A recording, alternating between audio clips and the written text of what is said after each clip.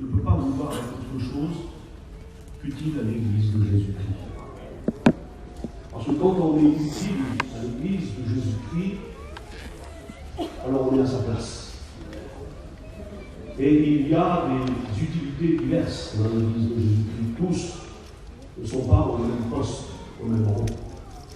Et je voudrais, alors, nous savons tous, un serviteur de Dieu, aussi intelligent soit-il, il ne peut pas, de par son intelligence personnelle, convenir ou dire un mot qui tomberait à pic pour chaque personne présente ce matin. Mais Jésus, lui, il peut. Et parce qu'il peut, alors on va lui demander son aide ce matin. Parce que j'ai besoin, je ne vais pas vous choquer, mais non pas de bien prêcher. Je voudrais vous aider ce matin.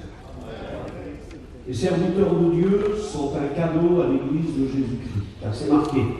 Alors le Seigneur a fait plein de cadeaux à l'Église. Le premier cadeau qu'il nous a fait, c'est qu'il nous a accordé le salut. Il nous a accordé le salut. Il nous a donné l'esprit de vérité que le monde ne peut pas recevoir, disait Jésus. Les dons spirituels et toutes les capacités multiples que le Seigneur accorde à chaque membre de son Église. Mais en plus, c'est marqué, c'est l'apôtre Saint Paul qui dit ça, et il dit, le Seigneur a donné à l'Église des apôtres, des prophètes, des évangélistes, des pasteurs et des docteurs. Il a donné, cadeau. Eh bien, je suis votre cadeau ce matin. Et je rends grâce au Seigneur de ce que j'ai l'occasion. Je sais facilement, avec la branchette de serviteurs de Dieu qu'il y a là, on ne manquerait pas d'avoir aussi une parole de Dieu, parce que Dieu se sert de tous ses serviteurs. Mais c'est moi ça. Alors je vais librement vous dire ce que le Seigneur a mis sur mon cœur. Je voudrais que vous puissiez prier pour moi, parce que nous savons que, par problème, la parole de Dieu, eh bien, elle ne retourne jamais à lui sans avoir produit son effet. Le Seigneur est fidèle. Mais des fois, c'est nous qui avons des petites faiblesses, qui nous laissons troubler. Il suffirait que je dise un mot de travers ce matin pour faire rigoler tout le monde, et ça pourrait à moi-même me troubler. Tout dépend le mot que je dirais à la place de ce mot-là. Ça arrivait malheureusement. Je ne sais pas, on pourrait écouter des cris, le courant pourrait se couper. Il y a tellement de choses qui pourraient intervenir pour essayer de nous empêcher d'être disciplinés, d'être bénis. Nous l'avons été au cours de toutes ces réunions, et je rends grâce au Seigneur. Et ce matin, nous allons, je ne sais pas si je vais vous parler une demi-heure ou 3 quarts d'heure, je parlerai le temps qu'il faut. Je voudrais que l'on prie. Alors on va demander, je voudrais demander à deux frères de le faire si vous me permettez. On va fermer les yeux, on va vraiment se placer chacun devant Dieu. Et nous allons dire ces paroles que nous avons dit 100 fois dans la réunion, ou 1000 fois. Parle-moi, Seigneur. Et quand vous direz ça, ne placez pas les mots dans la bouche du Seigneur que vous voudriez vous entendre. Parce que les chrétiens disent parle-moi, mais en même temps ils disent Seigneur, si vous pouvez me dire ça et ça et ça. Donc dites Seigneur, parle-moi, comme Samuel, ton serviteur, ta servante écoute. Alors on va demander, je vais demander à deux collègues à moi de prier le Seigneur. Je vais demander à Samy et je vais demander à un de nos frères qui n'a pas prié, je regarde, et je vais demander à Bombino. Bombino, qui prie le Seigneur et Samy. Merci Jésus. Merci Jésus.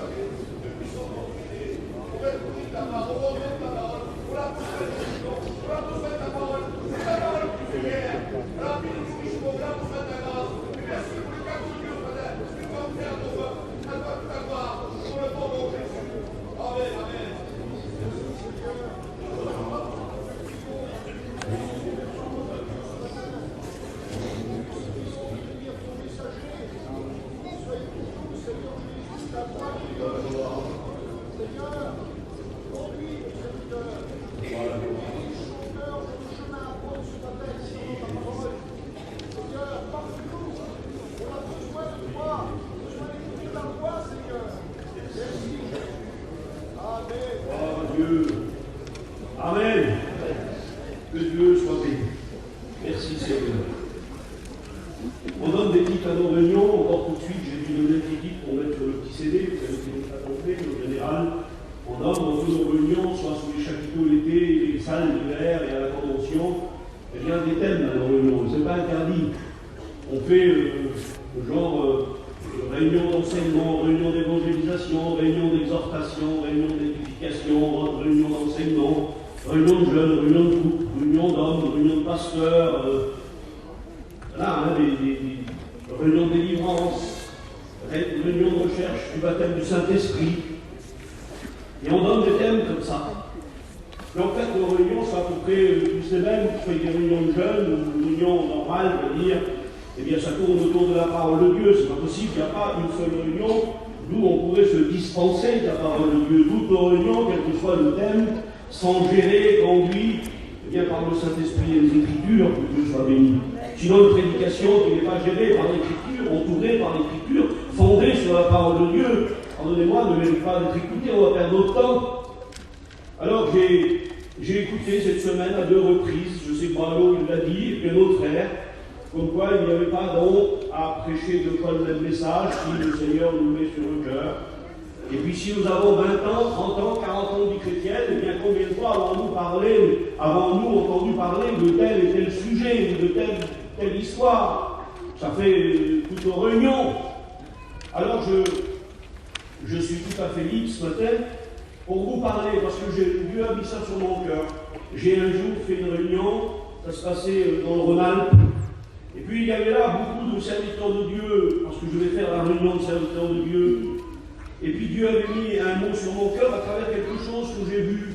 Alors je n'avais pas vu une grande vision ou un songe, mais cette image était devant moi. Je voyais 2 soldats. Et j'en voyais un tout à fait équipé comme il fallait, avec tous les armes à la fois offensives et défensives. Je voyais droit sur ses pieds, en forme, avec une épée, mais alors une épée assez grosse, mais qui maniait avec beaucoup de facilité. Ça semblait être une épée de plastique dans ses mains. Tellement cette épée était tenue avec vigueur. Et puis d'un autre côté, je voyais un autre soldat. Mais c'est normal de voir aussi des soldats comme ça. Je voyais un soldat fatigué. Je le voyais équipé aussi, mais le casque était de travers sur sa tête.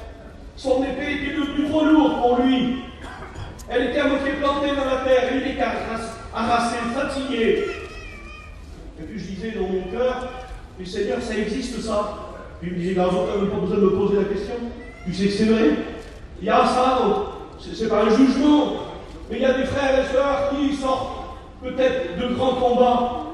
Vous avez eu à combattre cet hiver. Peut-être que vous êtes venus ici avec des blessures profondes, graves. Et je regardais, je disais, Seigneur, quel est l'exemple le plus parfait pour nous symboliser? Je vais me lancer sur un exemple, mais ça regarde que moi. Peut-être que vous ne serez pas d'accord, vous serez d'accord pour un autre exemple. Mais c'est peut-être vous qui aurez raison. Mais moi, j'ai focalisé sur cet exemple-là. Alors j'ai dit, Seigneur, quelle est l'image du croyant véritable? À quoi on est comparé au mieux? Jésus s'est comparé à 100 choses. Rappelez-vous, il dit, je suis le bon berger, la lumière, et tant d'autres choses. Je dis, et nous, Seigneur, on est quoi? Alors je me voyais vous interroger. Et puis je disais, tiens, toi, mon frère, pour toi, quelle est l'image qui te symbolise le mieux en tant que chrétien? Et j'entendais dans ma tête, je voyais devant mes yeux un frère, devant la main d'autres frères. Eh bien moi, l'exemple pour moi qui me concerne, qui me représente vraiment, eh bien c'est la petite brebis. C'est la brebis dont Jésus a dit, je suis le bon berger. Et quand on regarde David qui disait l'Éternel est mon berger, donc ça veut dire que si l'Éternel est son berger, il était lui-même une brebis. Et Jésus nous a comparé à ce troupeau de brebis. Et ça nous va tellement bien. On ne peut pas dire non à ce frère-là ou à cette sœur-là. Est-ce que la brebis est un exemple des chrétiens? Bien sûr. Eh bien, pour la raison suivante, vous avez remarqué, quelle que soit la spiritualité de chacun, bien sûr qu'il y a des doses, tout le monde n'a pas la même maturité, tout le monde n'a pas la même consécration. Alors je dis oui, mais pour la plupart des brebis, on a tendance à avoir la tête baissée. Et mon Dieu, ce qu'on aime de se nourrir à terre. Mon Dieu, que nos yeux sont fixés sur la terre. Bien souvent, la brebis perdue de Jésus, eh bien, elle se perd tellement elle est fixée sur quoi elle est, ou ce qu'elle mange. Et puis, c'est l'épaisseur de l'herbe qui la dirige. Et bientôt, elle tombe dans un trou et elle n'a rien vu. Mon Dieu, comment que ça me représente? Mon Dieu, comment que ça me représente? Combien de fois je me mets en danger? Parce que c'est mon intérêt, ça m'intéresse. Et pas dans le domaine spirituel, alors je ne veux pas être dur. Parce qu'il y a des chrétiens, malheureusement, pardonnez-moi mes frères, mais je vous demande de ne plus le faire. Il y a même des prédicateurs, il ne faut pas m'en vouloir pour ce que je vais dire. Mais il y en a qui disent: ah, les pasteurs ne sont pas assez durs avec les chrétiens, ils devraient être plus durs. Il y a même des serviteurs de Dieu qui se félicitent d'avoir un message dur. Eh bien non, je ne suis pas d'accord. Je serais dur si Dieu me demande d'avoir un message dur. Et si le Seigneur me demande d'encourager, alors j'encouragerai. C'est pas possible, on ne peut pas être reconnu comme ayant un message que dur, que difficile, que les vents trop la dimension du salut. Nous sommes sauvés par grâce. Amen. Cela est un don de Dieu, que Dieu soit béni. Bien sûr que ça comporte à se maintenir. Eh bien, dans l'évangile, alors je regardais, puis je disais: oui, une brebis, bien sûr que ça nous regarde, ça nous symbolise bien.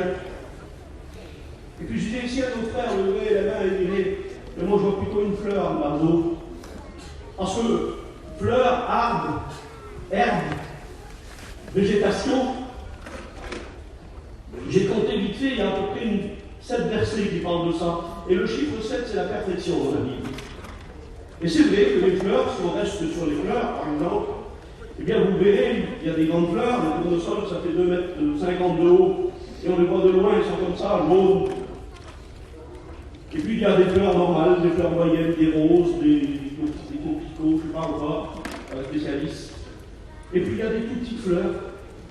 Eh bien dans la réalité de la vie, c'est comme ça, il y a des hommes qui prennent beaucoup de place, qui sont grands, on les voit de loin. Puis il y a des hommes normaux, c'est monsieur tout le monde. Et puis il y a des, pardonnez-moi, il y a des petits hommes, pas moi qui le dis, c'est la vie. Il y a des hommes de rien. Il y a des gens qui sont assis au bord d'un trottoir, au coin d'une rue, qui font la manche, personne ne les regarde. N'ont pas d'importance, ils n'attirent pas l'attention. Et puis il y a des fleurs qui sont un parfum extraordinaire. Mais il y a des gens comme ça, alors là, on trouve ça au niveau de l'église. Il y a des gens qu'on aime bien approcher, il y a des hommes qu'on aime bien approcher, parce qu'ils ont l'odeur du Christ. Et puis d'autres, pardonnez-moi, ce n'est pas un jugement, mais voilà, il n'y a pas d'odeur particulière. Il faut presque savoir si c'est vrai que c'est un chrétien ou une chrétienne. Il y en a qui sont déconnés des fois. Ah bon, il est baptisé depuis tant d'années, mais il vient toujours à la réunion. Ah oui, c'est un chrétien. Eh bien, il ne se différencie pas celui-là par l'odeur. Et puis, pardonnez-moi, il y a des chrétiens qui, et ça existe pour les fleurs aussi, ça sent rien. Il n'y a pas d'odeur du tout. Alors je suis d'accord, il n'y a pas de vêtements qui doivent nous symboliser. Dans la religion, il y a des vêtements. On peut reconnaître. Si vous prenez les bouddhistes, bien vous verrez, il est habillé d'une façon. Un bouddhiste, pareil. Un musulman, un juif. Il y a un vêtement, il y a un aspect qu'on peut reconnaître. Eh bien, nous, non. Nous, on n'est pas différenciés par nos vêtements. Parce que Jésus n'avait pas un vêtement spécial. La Bible dit, pour préciser son vêtement, qu'il était cousu d'une seule couture. Ça signifiait sa simplicité. Ça a fait rigoler tout le monde un jour. Et je ne veux pas vous faire rire. Mais, bien sûr que c'est souvent au niveau de la jeunesse, que voulez-vous, c'est aux responsables de la jeunesse d'enseigner ça, mais moi je vais en dire un mot quand même pour ne pas me cacher derrière eux. Des fois, il y a des petits garçons qui sont chrétiens, c'est de vrais chrétiens. Et puis ils ont des pantalons sur eux, puis j'ai regardé moi l'autre jour, un pantalon tellement serré, que j'ai dit aux garçons, mais c'est opéré pour le mettre, c'est pas possible. Eh bien, pardonnez-moi, mais non, on n'a pas besoin d'être à la pointe de la mode. Bien sûr, tu ne dois pas t'habiller, pardonnez-moi pour les plus âgés, comme un vieillard, mais il faut une équilibre. Il faut un vêtement, c'est pas tellement le vêtement qui va nous attirer le regard. J'ai écouté ça l'autre jour, je me laisse diriger par le Saint-Esprit. Et c'était merveilleux d'écouter ça. Les gens ont besoin de paillettes pour être remarqués dans la rue. Plus on est habillé décousu, coloré, plus on attire l'attention. Et puis par exemple, eh bien, il y a des artistes qui n'ont toujours pas vu sur scène avec des vêtements colorés, brillants, avec plein de paillettes, ça donne des éclats comme ça. Parce que les hommes ne brillent pas assez, alors ils ont besoin de briller, et ils se servent de vêtements. Jésus ne se servait pas de vêtements pour briller. Un jour, il est arrivé sur une montagne, et la Bible déclare que son vêtement, et c'était à cause de lui, là, ce n'était pas à cause du vêtement, est devenu brillant comme la lumière, comme le soleil. Ce qui faisait briller Jésus, ce n'était pas ses vêtements, c'était la puissance qu'il avait, c'était le fait qu'il était revêtu du Saint-Esprit. Eh bien, faisons-nous remarquer, non pas à cause du vêtement, mais à cause de ce qu'il y a à l'intérieur du vêtement, que Dieu soit béni. Alors bien sûr que le frère qui dirait une fleur aurait raison. Et puis j'ai mis une lampe. Une lampe, c'est le frère Fayon, qui disait, pratiquement dans tous les cours, il disait, il y en a qui veulent être des soleils ou des projecteurs. Et il disait, soit une petite bougie chez toi, ce sera déjà pas mal. Et il avait raison, le frère, que c'est dur d'être un témoin dans sa famille. Jésus lui-même l'a dit, nul n'est prophète dans sa famille. Mais alors quel tour de force si quelqu'un arrive à ce que l'on dise de lui au sein de sa famille, mon père est un homme de Dieu, ma mère est une femme de Dieu. Alors une lampe, je ne peux pas parler surtout parce que je ne vais pas entamer. Une construction, il y a peut-être des amis inconvertis parmi nous. Je voudrais vous dire un petit mot, si vous me le permettez. Vous qui n'êtes pas chrétien encore, et qui avez un langage normal, on appelle ça, nous, sans vous offusquer, un langage de non-converti. On l'a eu avant nous, puisqu'on n'est pas des chrétiens, on est depuis un jour. Et nous aussi, on voyait des choses négatives, et on se pressait de les répéter. Et puis je regardais comme ça, et je me disais, j'ai vu, l'apôtre Saint Paul parle d'un édifice, une construction, quelque chose qui est en travaux. On devrait tous avoir, et là je le dis à nos amis inconvertis, nous les chrétiens, on devrait avoir un panneau de chantier. Vous avez vu ce qu'on voit sur la route là? Des fois c'est marqué déviation, des fois c'est voie rafraîchissante là, d'un côté ou de l'autre. Nous on devrait avoir un panneau, et sur ce panneau nous devrions marquer en construction. Chers amis inconvertis, ne vous étonnez pas que les chrétiens ont encore des défauts, on est en construction encore. On a besoin de s'améliorer tous les jours. Et comme dit l'apôtre Saint Paul, nous essayons de nous dépouiller un petit peu chaque jour. Dépouillons-nous des œuvres de ténèbres, disait l'apôtre Saint Paul, et je ne disais pas à des non-croyants, je le disais à des chrétiens, que Dieu soit béni. Alors oui, on est tout ça, et je vais dire le dernier mot. Il y en a plein des exemples, je ne peux pas vous les citer. Un frère ou une sœur pourrait dire, Gazo, moi, eh bien, l'exemple le plus beau pour nous, ce serait le sel, dont Jésus a parlé. Et un jour, j'ai écouté un étudiant prêcher là-dessus. J'ai tout de suite noté les notes. Je vais dire son nom. C'est le frère Rocheteau. Il avait prêché sur le sel. Et le frère Rocheteau disait, il y a différentes catégories de sel. Il disait, il y a le bloc de sel. Mon Dieu, s'il y a des chrétiens qui ressemblent à ça. Il n'est pas question de dire que c'est du sucre, hein, de perdre ces gens-là. Non, non, c'est vraiment du sel, c'est des chrétiens, leur vie est devant Dieu, c'est avec Dieu qu'ils mènent leur vie chrétienne. Nous, si on peut essayer de les bénir et de les aider, on le fera.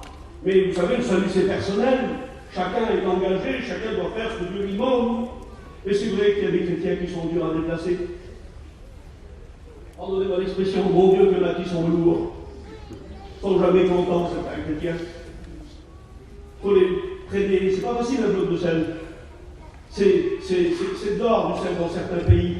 C'est traîné à d'autres chameaux, ça fait des centaines de kilomètres. Et arrivé sur le marché, il y a un prix énorme de sel. Parce qu'on a fait beaucoup de travail. Mais c'est des blocs de sel.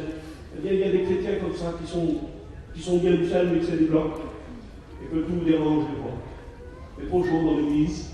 C'est trop froid dans l'église. Le pasteur, il aurait dû dire ça. Et la mission aurait dû faire ça. Et puis, je ne suis pas content de ça. Et bien, Paul disait cela. Hein, j'ai pas acheté en enfer, et j'ai supporté les faibles. Eh bien, on doit arriver, mais tu sais comment tu peux être utile si tu bois à cette place-là. Mais il faut que le sel soit broyé et cassé. Et puis des fois, le Seigneur emploie des moyens, vous savez. On appelle ça l'école de Dieu. Il profitant des bénédictions, je vais vous dire cette expérience-là. Je sais que ça va vous faire rire, mais je ne veux pas vous faire rire. Parce que c'était simple et c'était beau. Là, ici, à l'école biblique, il y a des étudiants dans le programme en témoignage. Et un frère, il est monté, parce qu'il est là parmi nous ce matin, et il m'a dit, voilà, en ce qui me concerne, j'ai fait une expérience avec le Seigneur, mais je voulais vous en faire part. Et bien voilà, il dit, avant de venir ici, j'avais prévu qu'il fallait un budget pour passer le temps de l'école biblique de 4 000 €. Mais je ne les avais pas. Alors j'ai dit au Seigneur, Seigneur, si vraiment tu m'appelles à ton service, et que tu veux que je vienne à l'école biblique, eh bien pourvois mes besoins. Et puis il a été travaillé, ce frère-là, je crois qu'il faisait la peinture, et il a trouvé un chantier qui lui a fait gagner 4 000 €. Eh bien, toute l'église a dit Alléluia. Parce qu'on a vu, bien sûr, que le Seigneur pourvoit nos besoins. Et puis un autre frère, dans le même programme, il a dit, moi aussi j'ai fait une expérience comme ça. Et il a dit, moi sur mon budget, il manquait 1 000 €. Et je me suis placé devant Dieu, j'ai dit, Seigneur, tu sais que sans ces 1 000 €, mais je ne pourrai pas y aller, je vais être un fardeau pour les frères, et je ne veux pas demander d'argent. S'il te plaît, Seigneur, aide-moi. Et un frère est venu vers lui, un chrétien, inspiré. Puis il a dit, frère, je ne sais pas pourquoi, mais j'ai une somme d'argent à cœur, il faut que je te la donne. Le Seigneur m'a dit, je te la donne. Combien, mon frère? Le Seigneur a mis sur mon cœur 1 000 €. Quelle beauté. Voilà, amen. Et on a tous dit amen, alléluia. Et puis mon petit, il a aussi parlé de l'expérience, il a dit moi aussi, mais mon expérience à moi, il est variante. Il a dit, moi, j'ai jamais été riche, j'ai toujours été conscient que c'est Dieu qui me donnait mon pain. Mais un jour, je suis arrivé vraiment à la limite, il me restait 6,50 € dans la poche, et j'avais plus d'argent. Et il disait à ceux qui l'entendaient, il disait, j'ai dit, Seigneur, je suis conscient que c'est toi qui pourvois nos besoins, mais là, j'ai vraiment besoin d'un signe. Je vais aller travailler, Seigneur, permets que je fasse quelque chose pour mon foyer. Et il est parti au travail. Et 1 heure d'après-midi, il n'a rien fait, alors découragé, il s'est résilié, il est revenu en arrière. Il a vu un petit magasin, il s'est arrêté. Et puis avec ses 6,50 €, il a dit, je vais prendre un petit peu de jambon et une baguette. Et quand il est rentré dedans, il y a un monsieur qui l'a regardé. Et mon petit a été attiré par ce regard fixe. Et puis il a changé de rayon, il a venu aussi. Et le monsieur était sympathique, il lui souriait. Et d'un seul coup, mon petit a réfléchi, il dit, Seigneur, l'espérance est revenue en lui. Et il a dit, Seigneur, c'est peut-être là, c'est peut-être maintenant. Et il a changé pour une 3e fois de rayon. Et le rageux est emmené avec lui. Il a dit, mon petit, excuse-moi, mais comme je t'ai vu rentrer, j'ai vu que tu n'as pas un visage comme tout le monde. Mon petit, il était plein d'espoir. Et le rageux lui a dit, tu ne pourrais pas me dépanner d'1,50 €?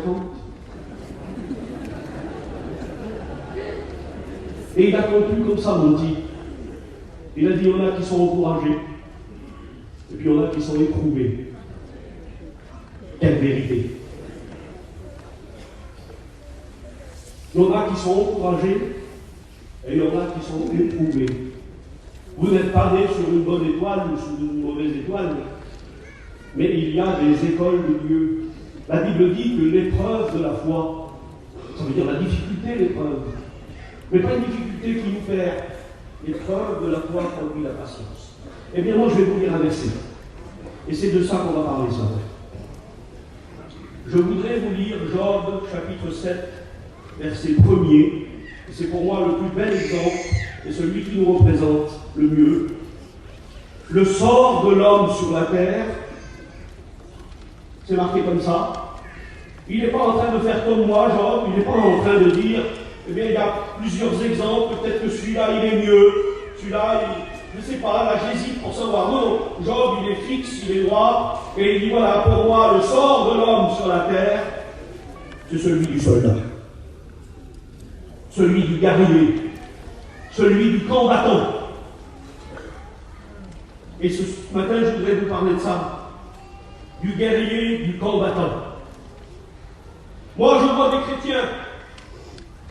chrétiens avec différents visages, des vêtements de différentes couleurs.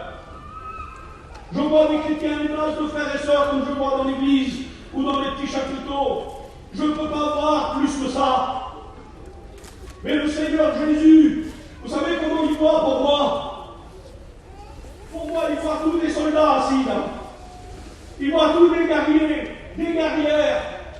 Vous avez vu cette image là qu'on voit dans des églises de fois ou qu'on a vu sur notre téléphone, soit c'est un frère qui a la Bible ouverte, et puis il y a un miroir en face. Eh bien, ça ne reflète pas la même image. Dans le miroir, c'est pas un homme avec une Bible ouverte, c'est un soldat avec l'épée à la main. On voit aussi une femme à genoux en prière.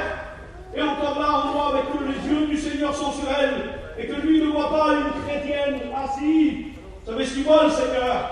Il voit une guerrière qui se prépare à combattre.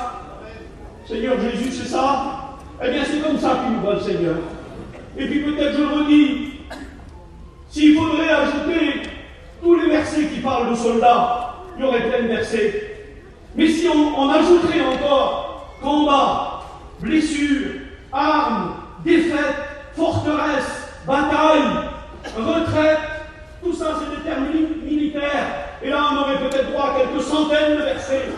Tellement c'est pris en exemple ça. Regardez le mot retraite, on peut donner deux sens. Il y en a qui disent on est à la convention. C'est pas tout à fait ça. On n'est pas à la convention, c'est sans mode à août la convention. Là on est à la retraite spirituelle. Et il y a deux façons de traduire le mot retraite. Et je regardais le net, il s'écrit pareil. Il y a le mot retraite. Je ne vais pas demander pardon parce que je ne pense pas être impoli en disant ça. Mais pour les personnes âgées, ils arrivent à un certain âge, eh bien on considère qu'ils ne peuvent plus être dans le monde actif.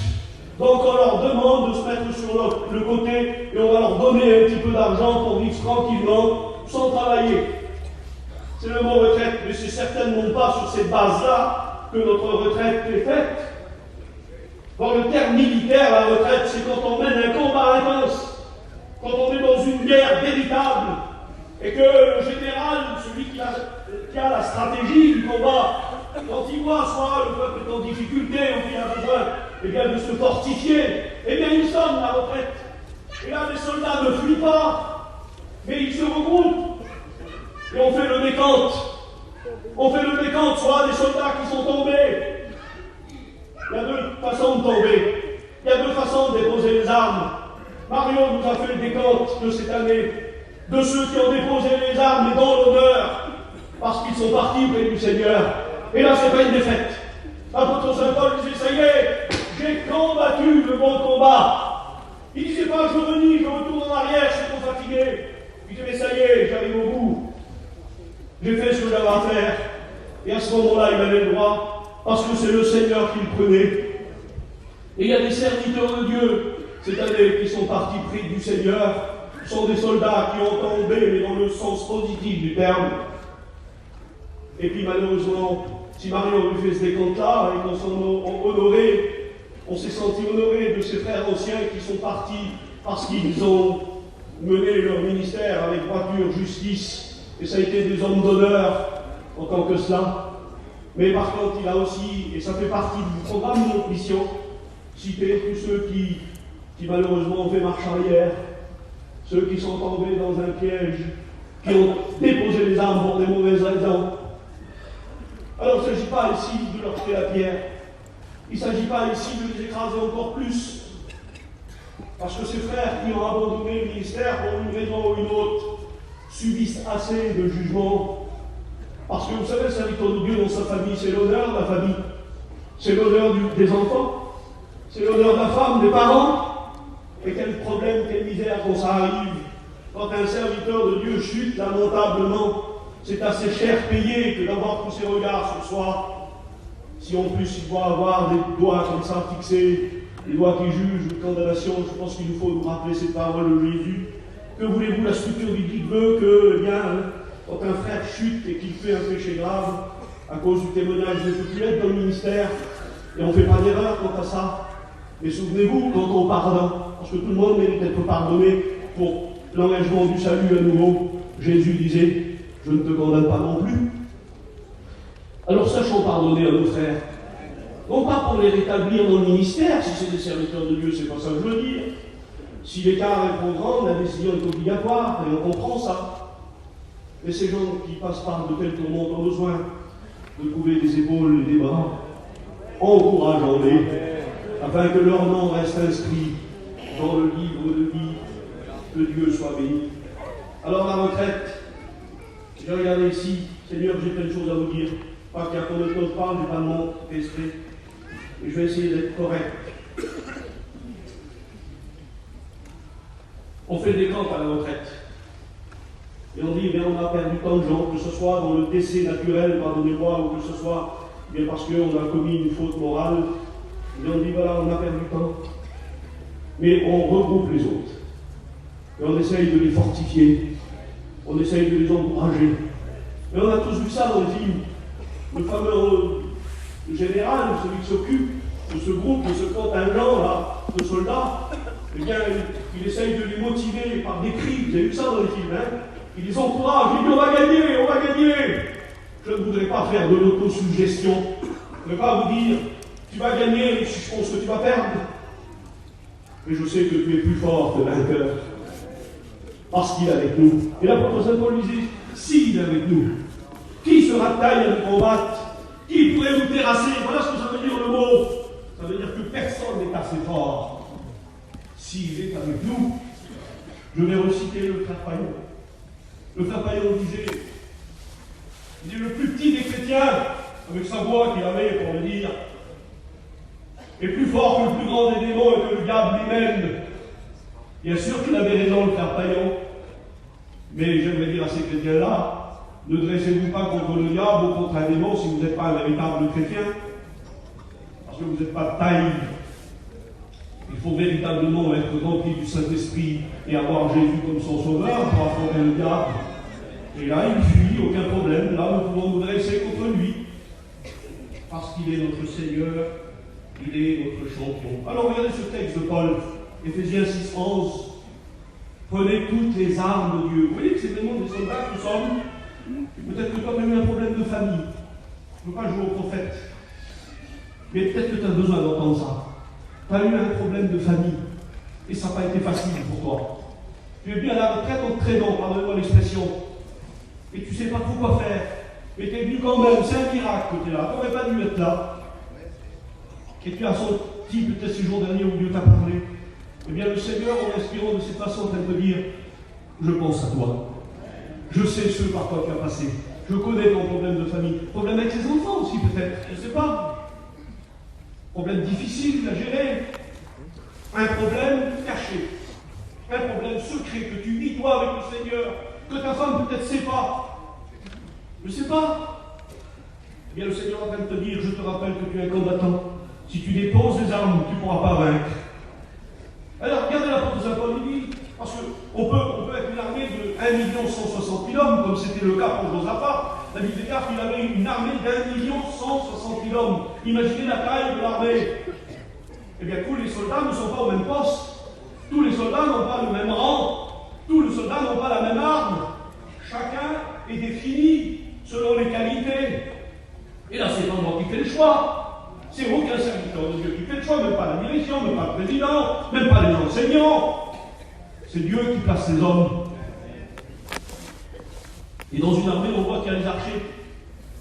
Dans une armée, on voit qu'il y a les hommes à pied. Dans une armée, on voit des hommes avec des grandes lances. Il y a des hommes qui gèrent des appareils de guerre. Chacun est spécialiste dans sa fonction.